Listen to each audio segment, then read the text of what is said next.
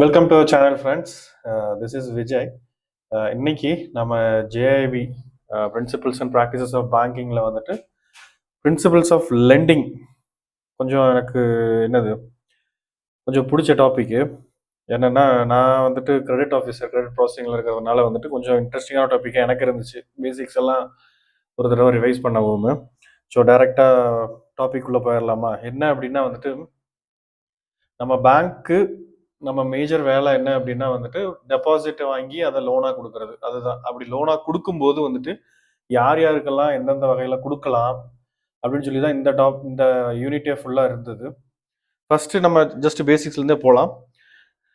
The banker is a custodian of public funds and lends money entrusted to his care by the depositor to be repaid in accordance with the tenure of the deposit. அதாவது deposit எந்த லெவலில் எந்த டென்யூருக்கு கொடுக்குறாங்களோ அதே லெவலில் match பண்ணி நம்ம loans கொடுக்க ட்ரை பண்ணுவோம் மோஸ்ட்லி.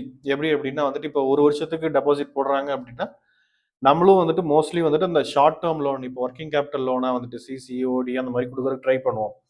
அதில் சேஃப்டி ஃபர்ஸ்ட். எப்பயுமே வந்துட்டு நம்ம பணத்தை கொடுத்தோம், லோன் கொடுக்குறோம் அப்படின்னம்னா வந்துட்டு அது திரும்ப வருமா அப்படிங்கிறத வந்துட்டு நம்ம கரெக்டாக அந்த ஆளை ஜட்ஜ் பண்ணி தான் நம்ம கொடுக்கணும் எப்பயுமே அந்த லோன் சாங்ஷன் பண்ணும்போது. இன்னொன்று dynamic assessment. Success relies on evaluating the borrower's capacity to repay. ரெண்டு இருக்குங்க. வில்லிங்னஸ் டு ரீபே ரெண்டு இருக்கு. ஒன்று வந்துட்டு கஸ்டமரால் கொடுக்க முடியுமா அப்படின்னு சொல்லி ஒன்று இருக்கு. இன்னொன்று கஸ்டமருக்கு கொடுக்கறதுக்கு மனசு இருக்கா அப்படின்னு சொல்லிட்டு. என்ன அப்படின்னா வந்துட்டு சம்டைம்ஸ் வந்துட்டு அந்த கஸ்டமருக்கு வந்துட்டு மேபி ஒரு ஃபினான்ஷியல் டிசிப்ளின் இல்லாமல் இருக்கும். எப்படி அப்படின்னா வந்துட்டு சம்டைம்ஸ் இந்த மாதிரி ஒரு நாள் ஓவர் டியூ, 2 நாள் ஓவர் டியூ தானே அப்படின்னு சொல்லிட்டு அதை பெருசாக எடுத்துக்காம விடுற அந்த மாதிரி borrowers எல்லாம் இருப்பாங்க. அப்படி இருக்கும்போதே வந்துட்டு அங்கேயே நம்ம தெரிஞ்சுக்கலாம் ஈஸியாக வந்துட்டு அந்த அளவுக்கு அவங்களுக்கு அவங்க ஃபினான்ஷியல் டிசிப்ளினை மேஜராக வந்துட்டு பெருசாக பார்க்கறது இல்லை அப்படிங்கிறப்ப. அப்படி இருக்கப்ப வந்துட்டு எகைன் அண்ட் அகைன் அவங்களுக்கு என்ஹான்ஸ்மெண்ட் கொடுக்குறது அந்த மாதிரி இதெல்லாம் கொடுக்கும்போது நம்ம ரொம்ப ஜாக்கிரதையாக இருக்கணும். இன்னொன்று லீகல் லிட்ரஸி. நம்ம இது இப்போ ஆல்மோஸ்ட் வந்துட்டு இந்த டைப் ஆஃப் பாரோவர்ஸ் நம்ம பார்க்கும்போது தெரிஞ்சிடும். லீகல் லிட்ரஸின்னு என்ன சொல்ல வராங்க அப்படின்னா வந்துட்டு இந்த லீகாலிட்டிங்கிறது வந்துட்டு வேற வேற ஆளுங்களுக்கு வேற வேற மாதிரி செட் ஆகும். எப்படி அப்படின்னா வந்துட்டு நம்மள மாதிரி இண்டிவிஜுவல்ஸுக்கு வந்துட்டு தனியாக செட் ஆகும். தனி தனி ரூல்ஸ் இருக்கு. இதுவே கம்பெனிஸ்க்கு போகும்போது வந்துட்டு வேற ரூல்ஸ் இருக்கு. அது இல்லாமல் இப்போ proprietorship, partnership firm, LLP, trust, society இந்த மாதிரி ஏகப்பட்ட பிஸ்னஸ் ஃபார்ம்ஸ் இருக்கு. Business entities, types of business entities இருக்கு. அந்த மாதிரி நம்ம போக போக போக போக பார்த்தீங்க அப்படின்னா வந்துட்டு அவங்களுக்கு உண்டான லீகாலிட்டிஸ், அவங்களுக்கு உண்டான லாஸ்ங்கிறது டிஃப்ரெண்ட் ஆகிட்டே இருக்கும். ஸோ நமக்கு வந்துட்டு ஆக்சுவலி வந்துட்டு என்ன அப்படின்னா அதில் ஒரு கிளாரிட்டி இருக்கணும் லீகாலிட்டியில். அப்படி இருந்தால் தான் வந்துட்டு என்னது ஃபர்ஸ்ட் சொன்ன 2 பாயிண்ட்டுமே வந்துட்டு இந்த சேஃப்டிங்கிறதும் வந்துட்டு இன்னொன்று வந்துட்டு பணத்தை திரும்ப கொடுப்பாங்களா, borrower is willing to pay or borrower's capacity to repay அப்படிங்கிறதெல்லாம் வந்துட்டு நம்ம பார்க்க முடியும், அசஸ் பண்ண முடியும் கரெக்டாக. இப்போ அது இல்லாமல் அதுக்கு அடுத்து 6 கார்டினல் பிரின்சிபிள்ஸ் ஆஃப் லெண்டிங். இப்போ நம்ம பணம் ஒன்று லெண்ட் பண்ணுறோம், கொடுக்குறோம், கடனாக கொடுக்குறோம் அப்படிங்கிறப்ப வந்துட்டு 6 பிரின்சிபிள்ஸ். அதில் வந்துட்டு ஃபர்ஸ்ட் 3 இருக்குது டிஃபென்சிவ், அடுத்த 3 வந்துட்டு அஃபென்சிவ்னு நம்ம பிரிச்சிருக்கோம். அது நீங்கள் எப்படி வேணாலும் எடுத்துக்கலாம். First safety. சொன்ன மாதிரியே வந்துட்டு நம்ம பணம் கொடுத்தோம் அப்படின்னம்னா வந்துட்டு அது நம்மளுக்கு திரும்ப வருமா சேஃபா அப்படின்னு சொல்லிட்டு. இன்னொன்று செக்யூரிட்டி. செக்யூரிட்டினா அதாவது இந்த டிஃபென்சிவ்ங்கிறது வந்துட்டு இன்கேஸ் ஏதாவது தப்பா போச்சு, இல்லை தப்பா போகிறதுக்கு வாய்ப்பு இருந்துச்சு, போயிடுச்சு அப்படிங்கிறப்ப நம்ம யோசிக்கிறது. அதுதான் வந்துட்டு இந்த சேஃப்டிங்கிறது கரெக்டாக வந்துருமா அப்படின்னு சொல்லி ஒரு மாதிரி சந்தேகத்தோட பார்க்கறதுக்கு. செக்யூரிட்டிங்கிறது ஒருவேளை தப்பா போச்சு, லோன் தப்பா போயிடுச்சு அப்படிங்கிறப்ப நம்ம எப்படி வந்துட்டு லோனை திரும்ப எடுக்கிறது, எப்படி பணத்தை நம்ம திரும்ப ரிவைவ் பண்ணுவோம், அதுக்கு தான் வந்துட்டு செக்யூரிட்டிங்கிறது. செக்யூரிட்டினா என்னது? பொதுவாக லோன் கொடுக்கும் போதே வந்துட்டு அதாவது செக்யூரிட்டி எடுத்துட்டு தான் கொடுப்போம். ஏதாவது பிரைமரி செக்யூரிட்டியோ கொலாட்ரல் செக்யூரிட்டியோ அதாவது கண்டிப்பாக எடுத்துட்டு தான் கொடுப்போம். பிரைமரி ஆப்வியஸ்லி, கொலாட்ரல் சம்டைம்ஸ் அந்த மாதிரி எடுத்துட்டு தான் கொடுப்போம். அப்படிங்கிறப்போ அதை வச்சு நம்ம போட்ட கொடுத்த லோனை வந்துட்டு திரும்ப எடுக்க முடியுமா அப்படின்னு சொல்லிட்டு. மூணாவது வந்துட்டு டைவர்சிஃபிகேஷன். இந்த டைவர்சிஃபிகேஷன்ங்கிறது என்ன அப்படின்னா வந்துட்டு நீங்கள் லோன்லலாம் பண்ணியிருந்தீங்க, ஒர்க் பண்ணியிருந்தீங்க அப்படின்னு தெரிஞ்சிருக்கும் ஈஸியாக. இந்த எம்எஸ்எம்இலேருந்து பார்த்தீங்கன்னாவே தெரிஞ்சிருக்கும். மேபி ரீட்டைல் லெவலில் இருக்காது. எம்எஸ்எம்இ லெவலில் நீங்கள் இருந்தீங்க அப்படின்னாலே வந்துட்டு இந்த ப்ருடென்ஷியல் எக்ஸ்போஜர் லிமிட்னு ஒன்று வச்சுருப்போம். அதாவது ஒரு பாரோவருக்கு வந்துட்டு இவ்வளோ தான் கொடுக்கணும் அப்படின்னு சொல்லிட்டு ஒரு லிமிட், ஒரு பர்டிகுலர் செட் ஆஃப் அமௌண்ட் நம்ம மென்ஷன் பண்ணியிருப்போம். அது எதுக்கு அப்படின்னா வந்துட்டு அதை தாண்டி ஒரே ஒரு கஸ்டமருக்கு மட்டும் அவ்வளோ கொடுக்கக்கூடாது. எப்பயுமே வந்துட்டு நம்ம முடிஞ்ச அளவுக்கு கஸ்டமர் வைஸும் சரி, லோன் வைஸும் சரி, ஜியாகிரபிக்கல் வைஸும் சரி, ப்ராடக்ட் வைஸும் சரி, எல்லாத்துலேயுமே முடிஞ்ச அளவுக்கு டைவர்சிஃபிகேஷனாக இருந்துட்டீங்க அப்படின்னா வந்துட்டு பிரச்சனையே இருக்காது. இப்போ ஒரே கஸ்டமருக்கு நீங்கள் போய் கொடுக்கணும்னு அவசியம் இல்லை. அங்கேயும் வந்துட்டு நம்ம டைவர்சிஃபிகேஷன் பண்ண பார்க்கணும். ப்ராடக்ட் வைஸும் பார்த்தீங்கன்னா ரிஸ்க் இருக்கு. எல்லாத்துலேயுமே ரிஸ்க் இருக்கு. அதனால டைவர்சிஃபிகேஷனுங்கிறது எப்பயுமே நம்ம ஃபாலோ பண்ணுறோம் அப்படின்னா அது ரொம்ப ரொம்பவே நல்லது. அடுத்து அஃபென்சிவ் பிரின்சிபிள்ஸ். இப்போ லோன் கொடுத்துட்டு அதிலிருந்து நம்ம எப்படி நம்ம இதை எடுக்கிறது, ரிட்டர்ன்ஸ் எடுக்கிறது. அதில் வந்துட்டு liquidity, money cannot be locked up. நம்ம சும்மா வாங்கி பணத்தெல்லாம் வச்சுக்க கூடாது, வச்சுக்க முடியாது. ஏன்னா வந்துட்டு அதுக்காக நம்ம பிஸ்னஸ் பண்ணலை. Aligning short term liabilities with asset maturity. சொன்ன மாதிரியே வந்துட்டு இப்போ நீங்கள் ஒரு வருஷத்துக்கு வாங்குறீங்க, இல்லை ஒரு 5 வருஷத்துக்கு டெபாசிட் வாங்குறீங்க அப்படின்னா வந்துட்டு அந்த 5 வருஷத்துக்கு அந்த பணத்தை எப்படி நீங்கள் பெட்டராக யூட்டிலைஸ் பண்ண முடியும்? ஒரு டேர்ம் லோனாக கொடுக்கலாம், ரைட்? அந்த மாதிரி கொடுக்க முடியுமா அப்படிங்கிறத நம்ம ஒரு பெட்டர் யூட்டிலைசேஷனுக்கு அந்த பணத்தை வந்துட்டு யூஸ் பண்ண பார்க்கணும்.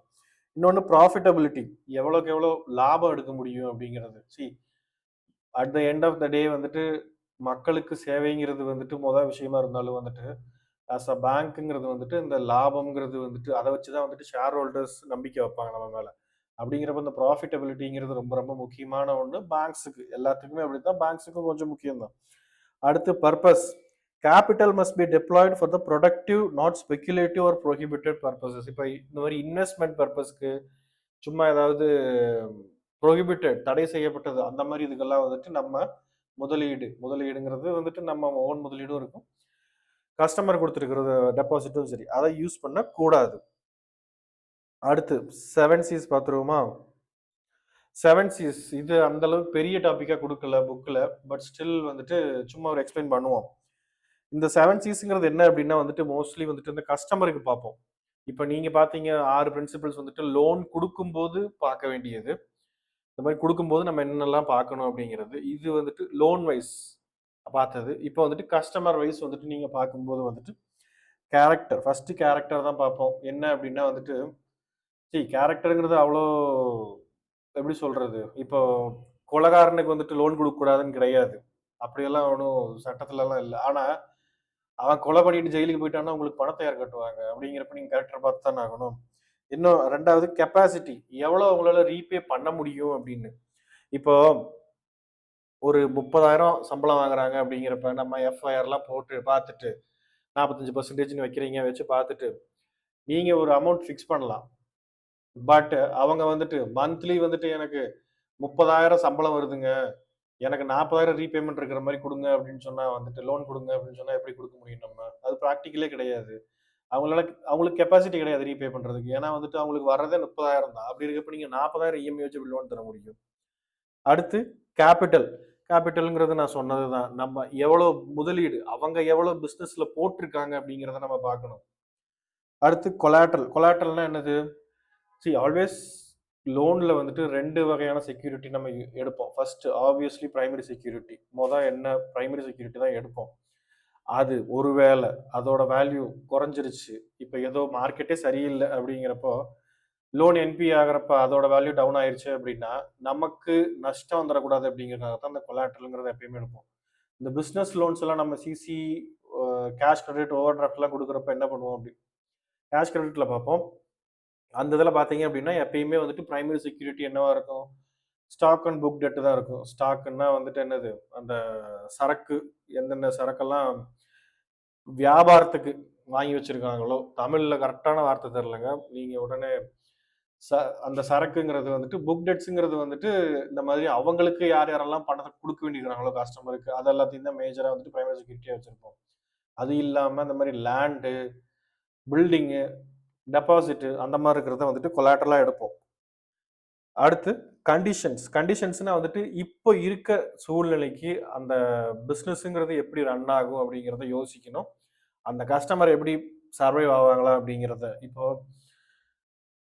ஒரு எக்ஸாம்பிளுக்கு இப்போதைக்கு பார்த்தீங்க அப்படின்னா ஏஐனால ரொம்ப நிறைய இதெல்லாம் வந்துட்டு இருக்கு, சேஞ்சஸ் எல்லாம் வந்துட்டு இருக்கு. அப்படி இருக்கப்ப வந்துட்டு ஏஐனால ரொம்ப பாதிக்கப்பட்ட ஒரு பிஸ்னஸுக்கு இப்போ நீங்கள் போய் கொடுக்கலாம்.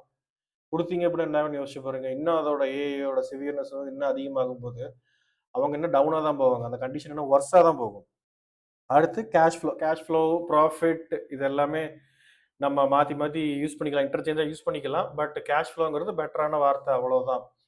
கேஷ் ஃப்ளோன்னு என்னது? பண வரவு வந்துட்டு போயிட்டே இருக்கா, வந்துட்டு போயிட்டே இருக்கும், இருக்கணும். அப்படி இருந்துச்சு அப்படின்னா நல்ல போரோவர். லாஸ்ட்டாக வந்துட்டு கிரெடிட் ஒர்த்தினஸ். கிரெடிட் ஒர்த்தினஸ்ங்கிறது நம்ம எப்பயுமே வந்துட்டு என்ன ஃபர்ஸ்ட் எடுத்தோடனே சிபில் வச்சு பார்த்துருவோம். அடுத்து கிரிலிக்னு ஒன்று இருக்கு, சிபில். அது இல்லாமல் இருக்கு இன்னும் நிறைய சிஐசிஸ் எல்லாம் இருக்கு. அது இல்லாமல் கிரிலிக் இருக்கு. இப்போ கிரெடிட் ரேட்டிங் ஏஜென்சிஸ் எல்லாம் வந்து பார்த்தீங்கன்னா எக்ஸ்டர்னல் ரேட்டிங்னு ஒன்று கொடுப்பாங்க. இந்த கிறிசில்னு ஒன்று இருக்கு, CRISIL, ICRA, CARE, India, India ratings, இந்த மாதிரி நிறைய இருக்கு. பிரிக் ஒர்க் அந்த மாதிரி நிறைய இருக்குது. ஃபிட்சில் அக்யூட் இருக்கு, அந்த மாதிரி நிறைய இருக்கு. அவங்க வந்துட்டு ஒரு ரேட்டிங்ஸ் எல்லாம் கொடுப்பாங்க. அதுவும் பார்த்தீங்கன்னா கிரெடிட் ஒர்த்தினஸ் தான். ஸோ இது எல்லாத்தையுமே நம்ம பார்க்கணும். என்னது? கஸ்டமருக்கு லோன் கொடுக்கும்போது, கஸ்டமரா ஒரு பாரோவருக்கு.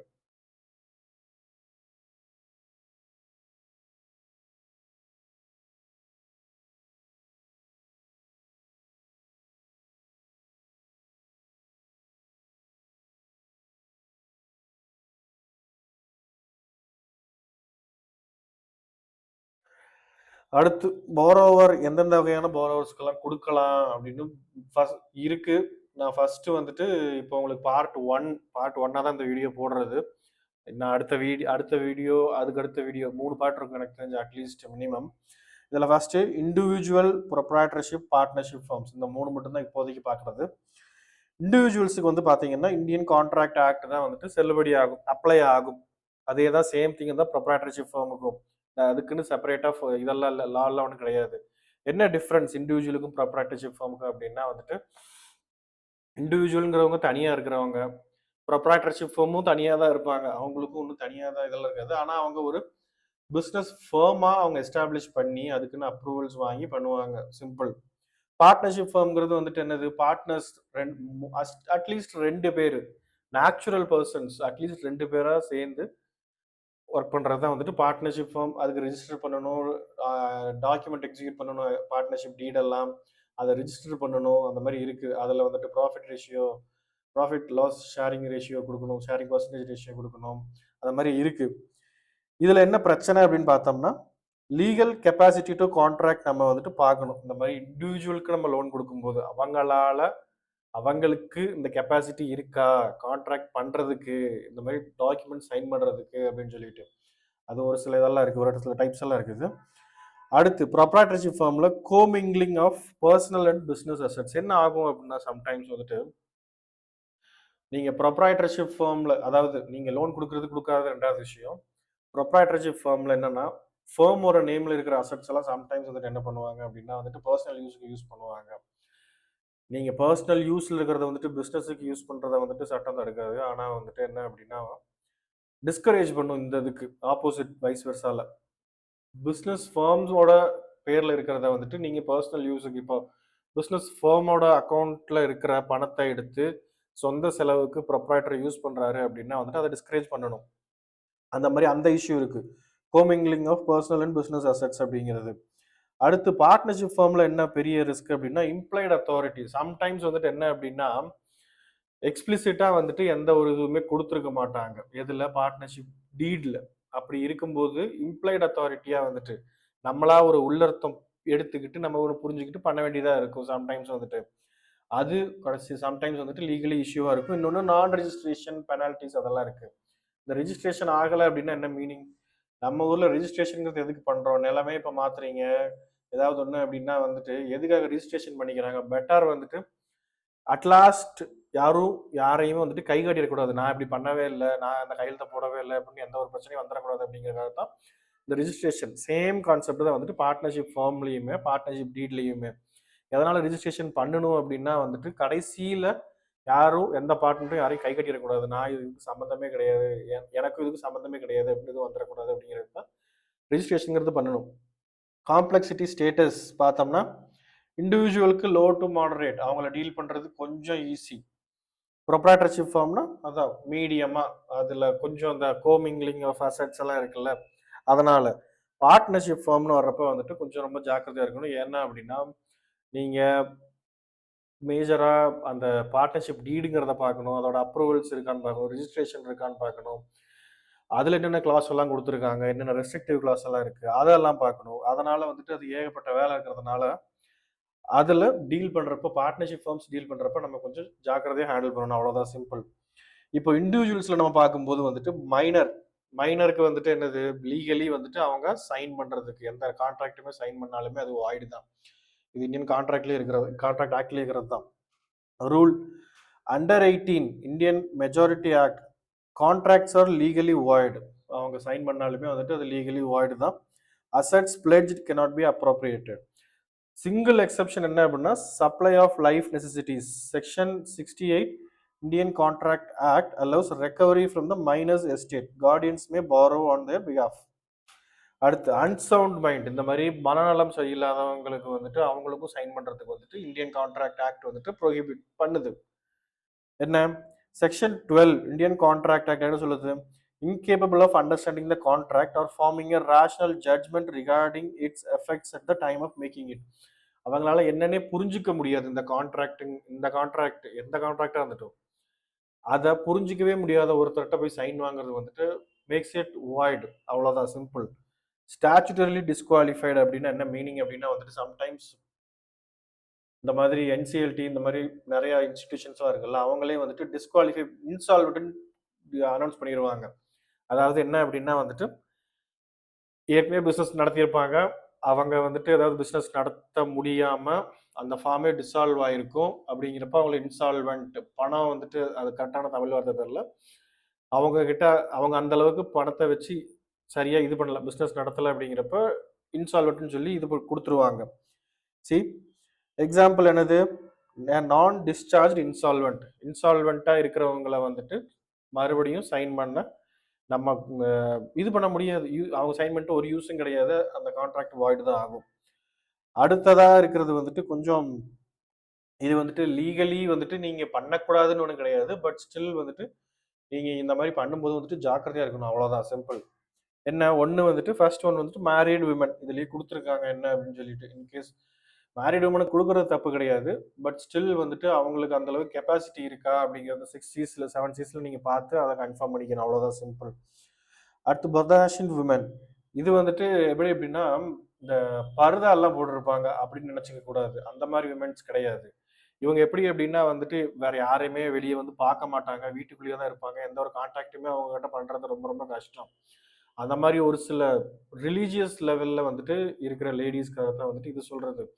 சும்மா பர்தா போட்டுட்டு வர்ற லேடிஸ் எல்லாத்தையும் மீன் பண்ணுறது கிடையாது இந்த டேர்ம். இதில் பார்த்தீங்க அப்படின்னா வந்துட்டு இவங்க fully capable but highly vulnerable to undue influence. Please என்ன பண்ணணும், extreme rigger required at all stages to verify identity and ensure. இப்போ என்ன அப்படின்னா சம்டைம்ஸ் வந்துட்டு அவங்க வெளியே வந்து பார்க்க மாட்டாங்க அப்படிங்கிறதுக்காக வந்துட்டு அவங்க பண்ண மாதிரி வேற யாராவது ஏதாவது ஒரு டிரான்சாக்ஷனோ ஏதாவது ஒரு இதோ கொடுக்கலாம், மேண்டேட்டோ கொடுக்கலாம். அப்படி இருக்கும்போது வந்துட்டு நம்ம அது அவங்க தான் கொடுத்ததா அப்படின்னு சொல்லிட்டு கொஞ்சம் ரொம்ப காஷனோட இருக்கிறதா இருக்கும். அது ஒன்று தான் பிரச்சனை. அடுத்து இல்லிட்ரேட் பர்சன்ஸ், ஆப்வியஸ்லி கொஞ்சம் அவங்களுக்கு படிக்கல அப்படின்னாவே வந்துட்டு அந்த அளவுக்கு அவங்களுக்கு வெளி உலகம் தெரியல அப்படின்னாவே வந்துட்டு அவங்கள என்னது ஈஸியாக மேனிப்புலேட் பண்ணிட முடியும். Documents must be red out and explain to them. அவங்களுக்கு வந்துட்டு நம்ம தெளிவாக சொல்லி புரிய வைக்கணும் அந்த டாக்குமெண்ட்ஸில் என்ன இருக்குது அப்படின்னு சொல்லிட்டு. requires documented witnesses with names and addresses. A recital to this effect must be third party witnessed. Okay, simple.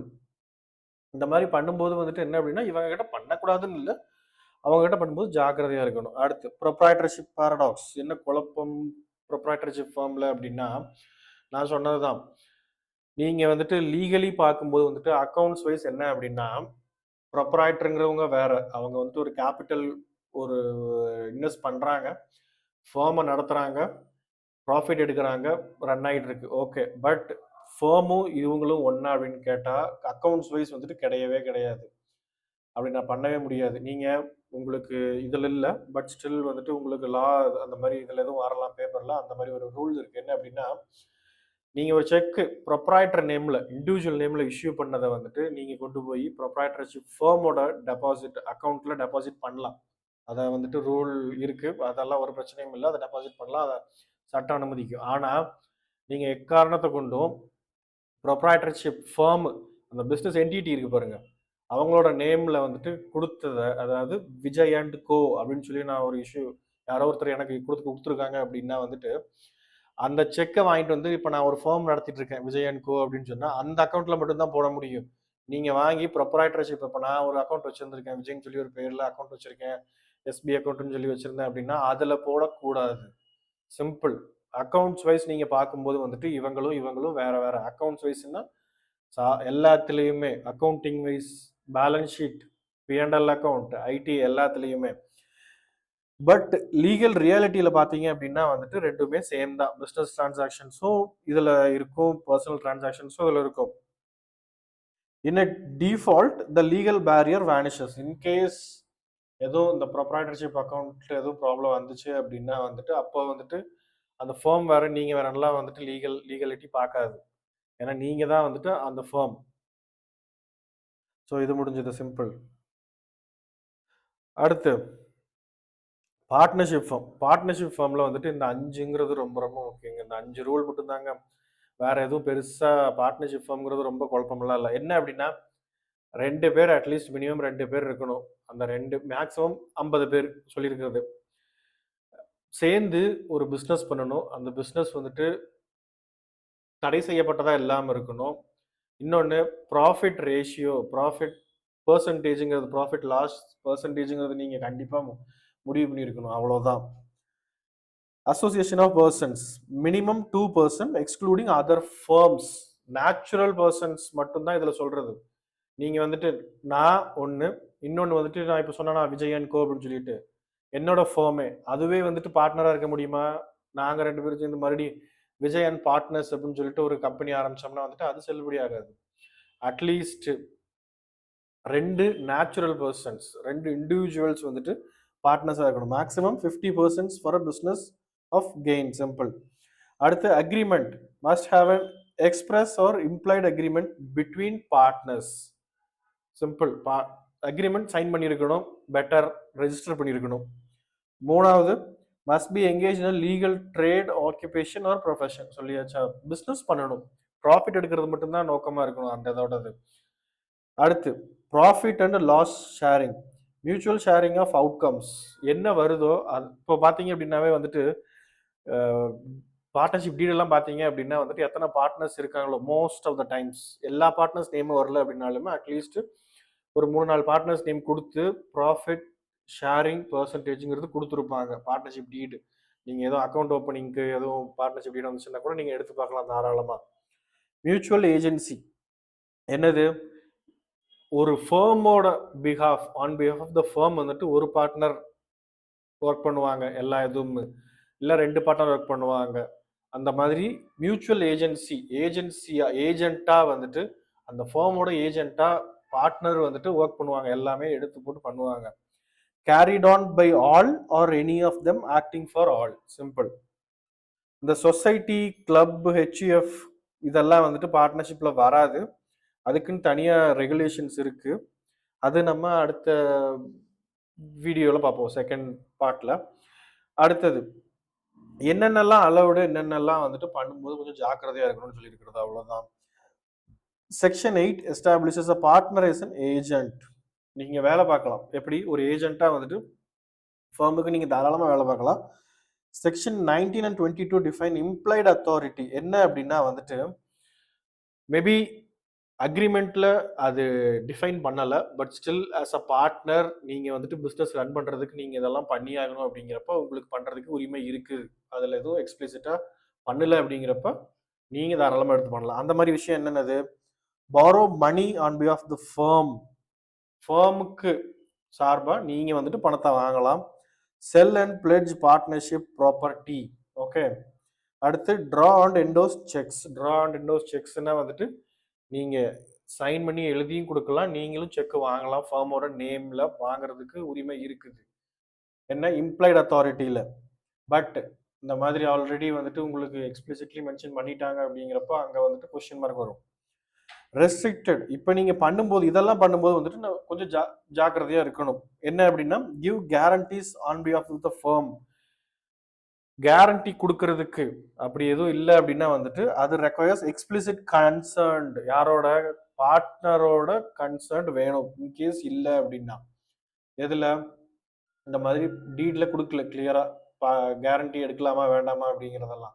அப்படி இருக்கப்போ வந்துட்டு give guarantees on behalf the firm, அவங்களோட வெளிப்படையா வந்துட்டு அவங்க எழுதி கொடுக்கணும், சைன் பண்ணணும் அக்ரிமெண்ட், அவ்வளவுதான், சிம்பிள். அடுத்து open a bank account in their own name, இது சிம்பிள். அடுத்து transfer immovable property, section 19 explicitly forbids this without authorisation. புரிஞ்சுதா? அடுத்து submit dispute to arbitration or compromise legal claim, இதுக்கு வந்துட்டு கன்சர்ன்ட் வேணும், எல்லாத்தோட கன்சர்ன்ட்டும் வேணும். யாரோட கன்சர்ன்? எல்லா பார்ட்னர்ஸோட கன்சர்ன்ட்டும் இருக்கணும். அப்படி இருந்தால் மட்டும்தான் இதெல்லாம் வந்துட்டு பண்ண முடியும். அடுத்து ரெஜிஸ்ட்ரேஷன், ரெஜிஸ்ட்ரேஷனுங்கிறது அதான் சொன்னேன்ல நான் ஏற்கனவே, அதோட இதை தான் அப்படியே ஜஸ்ட் எக்ஸ்டெண்டடாக கொடுத்துருக்காங்க. ரெஜிஸ்ட்ரேஷன் இஸ் ஆப்ஷனல் தான், இதெல்லாம் ஒன்றும் இல்லை. ஆனால் பட் என்ன அப்படின்னா வந்துட்டு நமக்கு அது ரொம்ப முக்கியம். ஆஸ் அ லெண்டர் வந்துட்டு நம்ம பணம் கொடுக்கும்போது வந்துட்டு நம்ம பணம் கரெக்டாக வந்து சேரணும் அப்படின்னு நம்ம நினைப்போமா இல்லையா? அதுதான். However, non-registration creates immense systemic risk for the lenders. Simple. Registered ஃபார்ம்னா என்ன இருக்கும்?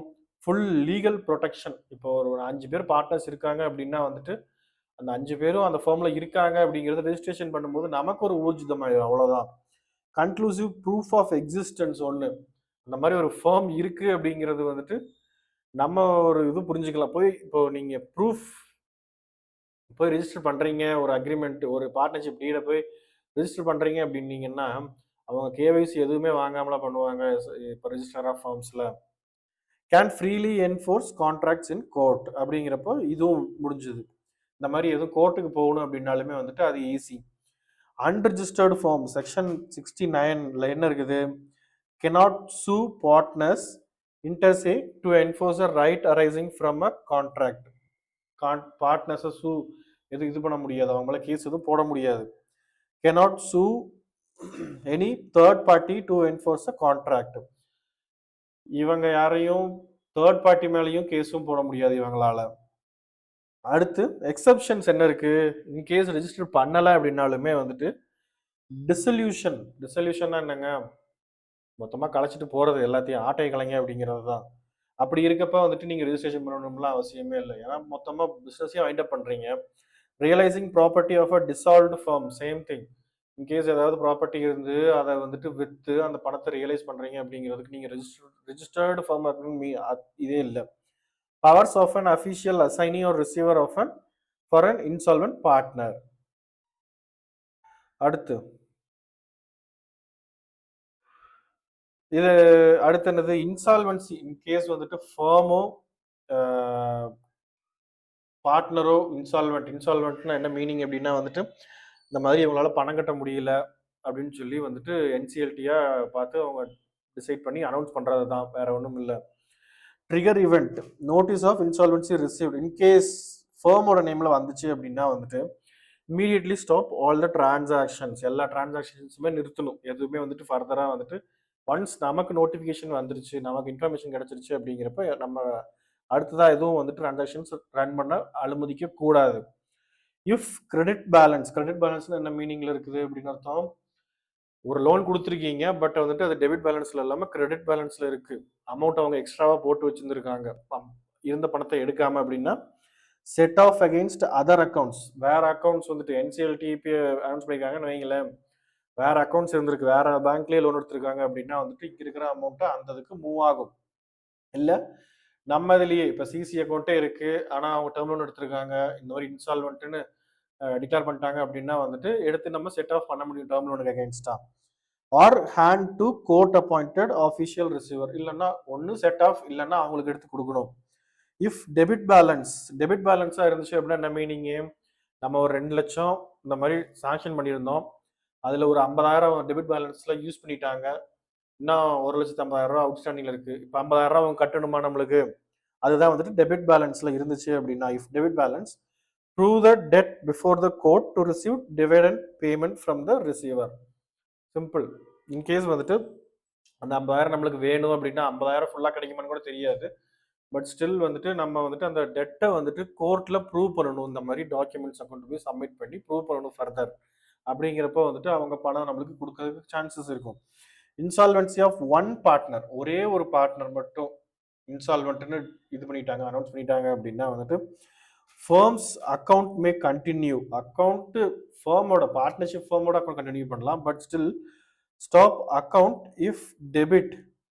ஒருவேளை டெபிட்ல இருந்துச்சு அப்படின்னா வந்துட்டு என்ன பண்ணணும்? Avoid கிளைட்டன்ஸ் case. கிளைட்டன்ஸ் ரூல்ங்கிறது என்ன அப்படின்னா வந்துட்டு இந்த ஃபர்ஸ்ட் இன் ஃபர்ஸ்ட் அவுட்டுங்கிறது தான், வேற ஒன்றுமே இல்லை.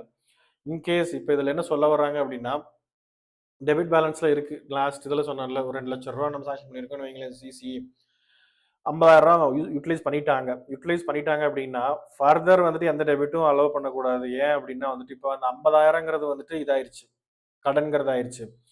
இப்போ அது யார் கொடுக்க போறது அப்படிங்கிறது தெரியணும். இந்த பார்ட்னர் இப்போ ஒருத்தர் இன்சால்வென்ட் இது பண்ணாங்க பார்த்தீங்களா, டிசைட் பண்ணாங்க பார்த்தீங்களா, இப்போ ஈக்குவல் ஷேரா இருந்துச்சு அப்படின்னா வந்துட்டு ஒரு 5 பேர் இருக்காங்கன்னு வைங்களேன், அந்த 10,000 அவங்க கிட்ட இருந்து வரணுமா? சிம்பிள். 5 பார்ட்னர் ஈக்குவல் ஷேரிங்ல இருக்கு, 50,000 பென் பேலன்ஸ் இருக்கு, இன்னும் டியூ இருக்கிறது 10,000 இப்போ அவங்க கிட்ட இருந்து வரலாம். பாக்கி 40,000 அது பிரச்சனை இல்லை. ஏன்னா வந்துட்டு ஃபுல் ஃபார்ம் வந்துட்டு டிசால்வ் இல்லை இன்சால்வெண்ட்டோ ஆகலை. அப்படிங்கிறப்போ நீங்க அதை ஃபர்தர் வந்துட்டு கிரெடிட் எதுவும் அலோவ் பண்ணீங்க அப்படின்னா வந்துட்டு அந்த லயபிலிட்டிங்கிறது குறையும். அப்படிங்கிறப்ப அந்த இன்சால்வ்டு பார்ட்னர் இருக்காங்க பார்த்தீங்களா, அவங்களோட லயபிலிட்டியும் கம்மியாகும். ஸோ அதுக்கு தான் வந்துட்டு என்ன பண்ணுறது, if debit to avoid stop account if debit to avoid Clayton's case rule அப்படின்னு சொல்லிட்டாங்க, முடிஞ்சது. அடுத்து அப்படின்னா ஃப்ரெஷ் மேண்டேட் யார்கிட்ட பார்ட்னர்ஷிப் ஃபார்ம்கிட்ட இருந்து புதுசாக ஒரு மேண்டேட் வாங்கணும். என்ன அக்கௌண்ட் ஆப்ரேஷன்ஸ் எல்லாம் எப்படி நடக்கணும், என்ன எதுன்ட்டு அவங்ககிட்ட இருந்து வாங்கணும். Previous cheques issued by insolvent partner paid only if other partners confirm.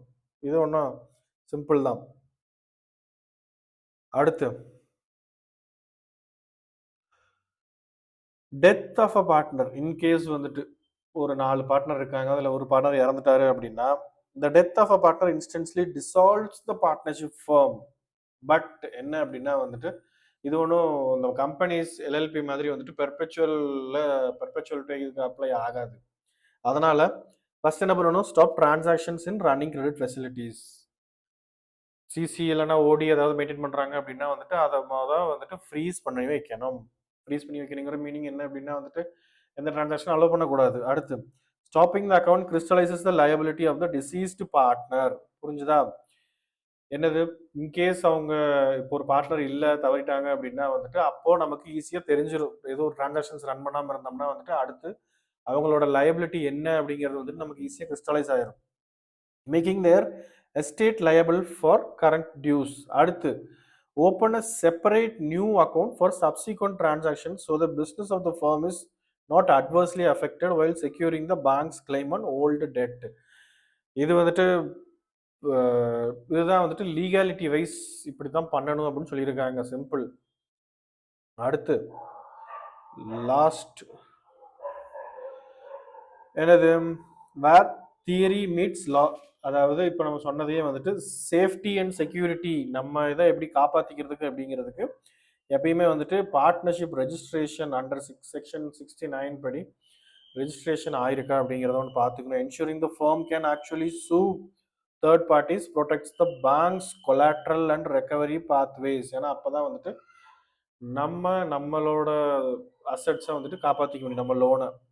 Purpose and legality confirming legal capacity, ensuring minors or disqualified persons are excluded from guarantees, the contract is not void. Diversification and liquidity, executing insolvency protocol, stopping accounts during death, insolvency instantly crystallizes. இது already நம்ம இப்போ last ஸ்லைட்ல பார்த்தது தான். So என்ன, the laws of borrowing are not arbitrarily hurdles, they are the architectural safeguards that uphold the cardinal principles of lending. Simple. இது ஒன்றும் வந்துட்டு இந்த மாதிரி கஷ்டப்படுத்தணும் பாரோவரை அப்படிங்கிறதுக்காகலாம் ஒன்றும் கிடையாது.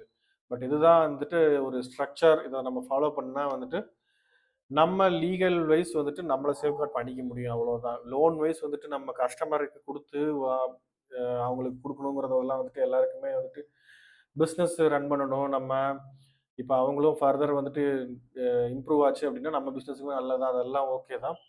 But still end of the day வந்துட்டு நம்ம சேஃப்டியை நம்ம பார்க்கணும். ஸோ அதுக்கு தான் இந்த பிரின்சிபிள்ஸ் ஆஃப் லெண்டிங்கிறது ரொம்ப ரொம்ப முக்கியம். ஸோ ஜஸ்ட்டு கேட்டவங்க ஒரு ரீட் அவுட் விட்டு பாருங்க, யூனிட் புதுசாக படிக்கிறீங்க அப்படின்னா வந்துட்டு. ஸோ பார்ட் 2ல மீட் பண்ணுவோம். சப்ஸ்கிரைப் பண்ணுங்க, ஷேர் பண்ணுங்க, வீடியோ பிடிச்சிருந்துச்சுன்னா லைக் பண்ணுங்க. ஸோ தேங்க்யூ ஃபார் வாட்சிங் த வீடியோ.